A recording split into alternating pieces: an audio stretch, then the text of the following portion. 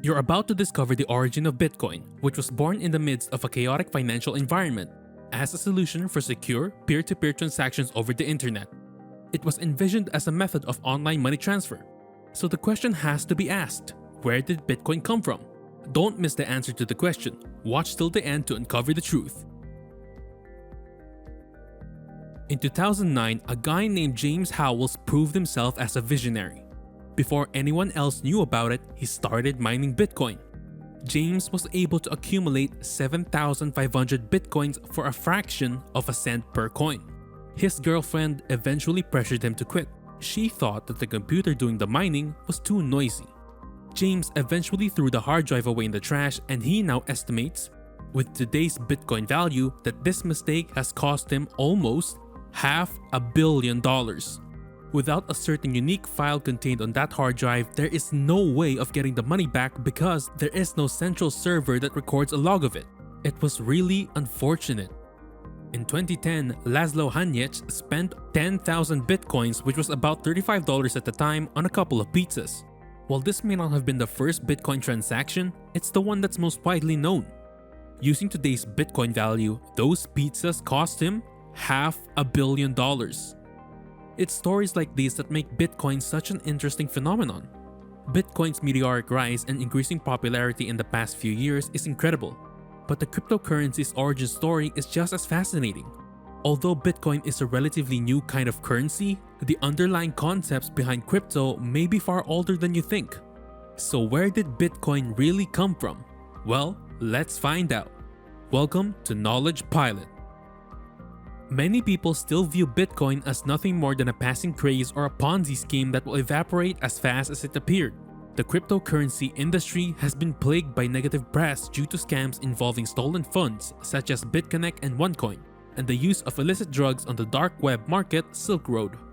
As a result of the lack of oversight at the Bitcoin network level, several copycats have sprung up and are competing with Bitcoin itself. But while everyone is discussing future regulation, the underlying asset is still unregulated. Many believe that it is a dark market and that Bitcoin is a worthless kind of digital gold that, if adopted widely, might promote extensive criminal activities.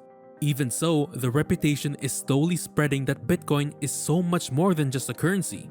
People are becoming increasingly skeptical of our economic system. Currency is continuously being created in all markets across the world. There are signs of inflation, such as rising food costs and bond rates. And we also know that over the previous few thousand years, the value of all fiat currencies has gradually trended towards zero. So there may be some trouble ahead. But let's quickly define what is meant by fiat currencies. Fiat currency is government-issued money that is not backed by a physical commodity like gold or silver. It is backed only by the government that issued it. The value of a fiat currency comes only from supply and demand and the stability of the issuing government. Okay, back to Bitcoin. While it's undeniable that Bitcoin is not perfect, it does seem that it has achieved enough momentum now that it cannot be stopped. In the mid-80s, Friedrich Hayek, who won the Nobel Prize for Economics 1974, is quoted as saying, "I don't believe we shall ever have good money again before we take it out of the hands of the government. All we can do is introduce something that they can't stop. Bitcoin may just be that something. But first, let's get back to basics. Here is a simple overview on how Bitcoin works. Say you want to buy a pair of jeans. When you use a bank card to make the purchase, the store verifies your funds with your bank to ensure you have enough to cover the total amount. The bank looks at its records to make sure you have enough money. The bank then tells the shop that you have enough money to buy the jeans and authorize the purchase. The bank then takes the amount from your account and makes changes to its records and charges you or the vendor for its services. If you wanted to take banks out of this process, who would you trust to keep the books straight? To properly record this transaction, you would never give one single individual that much authority and trust them to take care of it. However, you may be willing to put your faith in millions of individuals working together to do this. The main idea is to not keep all records of transactions in one place like a bank does. Many copies of these transactions are spread out all over the world. The owners of every copy keep a record of every transaction. So going back to the earlier example of you buying those jeans, this new bankless model works like this. The shop examines everyone's records to determine if you have the money, instead of the bank examining its own records. When the purchase is made, all the record keepers update their records. If a fraudulent transaction record is entered that doesn't match the others, it will be denied. There are many thousands, even millions of computers doing all this checking and recording of transaction, and it all happens in an instant. This is called the blockchain. The decentralized network self-regulates, therefore banks are unnecessary. Due to direct payments, there are no banks involved. There are no server shutdowns or denied payments. While transactions are tracked, they cannot be stopped. Computers mine Bitcoin blocks which contain all recent transactions by solving incredibly complicated calculations which keep the network working.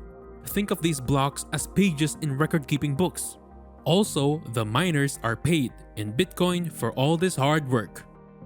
Bitcoin, like any other commodity, is limited in supply. This serves to prevent devaluation. Only 21 million Bitcoins will ever be produced, and the last one will be mined 120 years from now. What gives Bitcoin its value? Well, it's only worth what someone is willing to pay for it. So if confidence is lost in it, then it is possible that the price could drop to nothing. One could almost consider that the value of Bitcoin is actually the physical representation of the trust and usefulness of the Bitcoin blockchain network itself. At the moment, nobody really knows how to allocate a price to that kind of value. So how's Bitcoin maintained? Since Bitcoin's code is open source, anyone can change it. People think that the code hasn't changed in the last 10 years, but that's not true. To ensure smooth functioning, frequent maintenance is done to it via the Bitcoin Improvement Proposal, or BIP for short. A BIP is just a document that suggests changes to the core, but not in a way that would let someone add any illicit code. There needs to be a 95% consensus among the most recent 2,000 miners. It's essentially like a computer voting system. Disruptive technology. Think of a blockchain just like a type of database. A massive network database. It is like a finance ledger distributed across the entire blockchain network. By comparison to a bank office where any internal database upgrade may generate significant improvements in efficiency within the bank's operations, but probably not hugely transformative or disruptive for the banking industry. However, when you think of a blockchain network and it becomes public and then becomes decentralized, now that is different. Then, next add money to it in the form of a cryptocurrency. Now you have something that is fundamentally disruptive to any banking system. Now you have technology that is massively disruptive financially, economically, and even politically. Let's go back a bit further. On January 3rd, 2009, the first block of Bitcoin was mined. Within this very first block of code, a significant message was written. It quoted a headline from the UK Times newspaper of January 2009, saying that the UK Chancellor of the Exchequer, which is the US equivalent of the Treasury Secretary, was on the brink of a second bailout for banks. This hidden message in the code may indicate Bitcoin's original purpose for coming into existence, a response to a broken financial system. The first Bitcoin transaction happened just 9 days after the first block was mined. It was between Satoshi Nakamoto, one of the creators of Bitcoin, and Hal Finney, who was also passionate about cryptography. At the time, there were no exchanges where prices could be determined, so the 10 Bitcoins were worthless. On a cryptography email list on July 9, 2009, Satoshi Nakamoto proposed his new economic system. Hal Finney first helped Satoshi repair flaws and improve security. Even though this showed how Bitcoin was created and how it was first used, this is by no means the beginning of Bitcoin's story. We must go further back to 1983 for it. Electronic currency was first explored by American cryptographer David Chaum in the early 80s. He was part of a group of enthusiasts who supported the idea of using cryptography with computers as a powerful tool to protect the privacy of individuals. They may be described by some as digital libertarians. David Chaum wanted to make transactions safer and anonymous. He invented the blind signature mechanism, laying the groundwork for blockchain technology. He also founded DigiCash in 1989 after developing a cryptographic electronic money system, launching eCash in 1993. eCash allowed secure, anonymous online money transfers. eCash was David Chaum's solution to what was thought by many to be the extremely unsafe practice of using credit cards online. According to insiders at the time, eCash was a technically perfect product, effectively eliminating many of the issues that came with credit card payments, such as security concerns and fees. Chaum's good intentions were risky because the US administration started seeing this as a threat. Early crypto enthusiasts would hide code in tattoos or clothes. Like Bitcoin, the eCash product started getting a lot of attention from buyers, and at the height of all the hype, Bill Gates and David Chaum discussed putting eCash into Microsoft's Windows 95 operating system. Gates reportedly offered $100 million for it.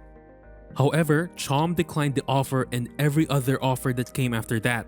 According to ex-employees, Chaum found it hard to trust the intentions of anyone interested in his crypto work.